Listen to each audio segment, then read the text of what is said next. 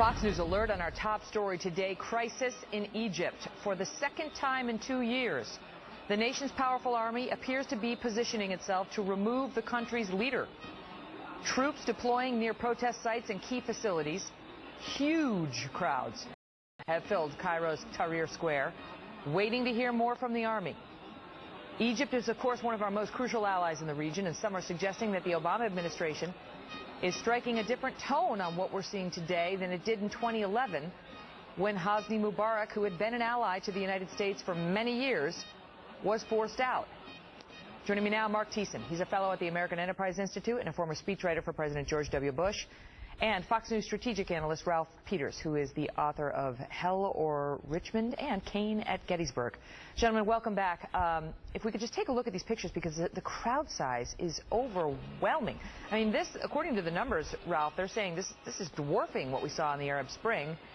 And so far, our president has been reluctant to, in words or deed, really get behind these protesters, because, the word out of the administration is, look, this guy, Morsi, love him or hate him, was a democratically elected guy, and there's a process for replacing him if that's what they so desire. Your thoughts?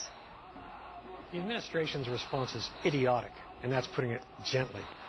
Democracy isn't just about one election. It's about tolerance of an opposition, about concessions, about working together.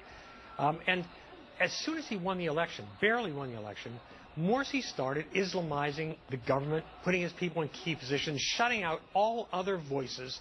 And what we're seeing in Tahrir Square and in Cairo today is it's almost miraculous. It's what we want. Tens of millions of Muslims rejecting radical Islam, saying, we don't want a country governed by Sharia law. We don't want the Muslim Brotherhood. And Obama's been absent without leave, while his ambassador, Ann Patterson, on the ground, has been issuing pro-Morsi statements. This is nuts. Well, that's what the analysts who have been on Fox News today are all saying, which is the people that we're seeing now in the square, many of them believe that the United States stands with Morsi. And should we be leaving them, Mark, with that belief, as opposed to, we stand with these democratic pushing protesters, such as they are in Egypt, and it's not exactly our version of democracy, similar to what President Obama suggested we felt during the Arab Spring back in February of 2011. Yeah, no, this is a huge lost opportunity. These protests are one of the most promising developments in the Middle East since the Arab Spring began. You've got more than 1.4 million people out there in Tahrir Square, out there protesting against the Muslim Brotherhood, the largest protests in the history of Egypt, and it's the people against the Muslim Brotherhood. So who should America side with? It's a 2-minute decision, and the first minute's for coffee. You side with the people against the Muslim Brotherhood.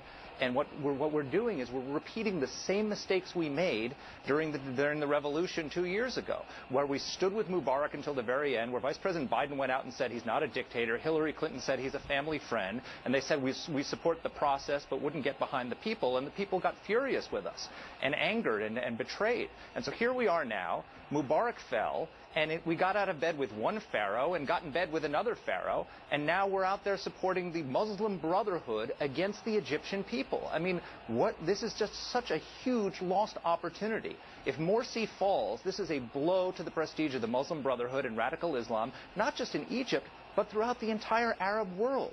We should be behind these protesters. We shouldn't be standing with pharaohs. We should be standing with the people. We have a soundbite. It's too long, but I just want to tell you. So back in February of 2011, President Obama talked about how it was an inspiration to people around the world to see the protesters calling for Mubarak's ouster, talking about this is an inspiration to those who believe in the inevitability of human freedom. We hear your voices. Ralph, today, as recently as Monday, look, it's not our job to choose whose Egypt's leaders are. We want to make sure everyone's voice is heard, and it's done in a peaceful way. Yeah, and, I think part of it is still the naivety about foreign policy of the administration. But clearly, part of it is our State Department is obsessed with illusory stability, the idea that anything that's stable is good. And that's just not a viable approach in the Middle East. And I got to tell you, Megan, we're hearing that everybody on the left and the administration warn about a military coup. The Egyptian military is trying to referee this. They do not want to take the reins of government. They're apt to put in place a coalition of technocrats from various parties. They're trying to save their country.